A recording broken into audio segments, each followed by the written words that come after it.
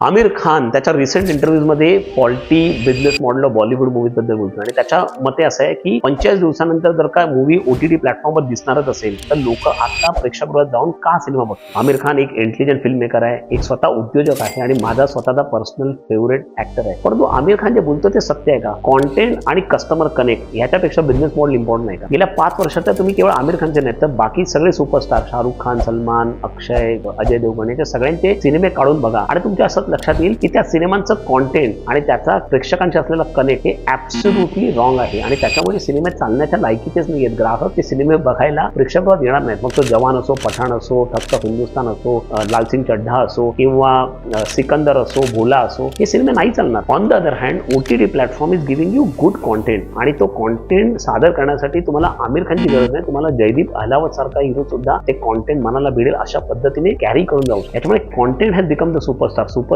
Have no longer speed. अशा प्रकारचं स्थित्यंतर आता आलेलं आहे. हे स्थित्यंतर जाणणं गरजेचं आहे. कॉन्टेंट आणि कस्टमर कनेक्ट चांगला असेल तर फॉल्टी बिझनेस मॉडेलचं रेक्टिफाय करता येतं. परंतु कितीही चांगलं बिझनेस मॉडेल असेल तरी सुद्धा वाईट कॉन्टेंट आणि कस्टमर कनेक्ट नसेल तर त्याच्यातनं तुम्ही बिझनेस उभे करू शकत नाही. हे समजणं याच्यातनं गरजेचं आहे.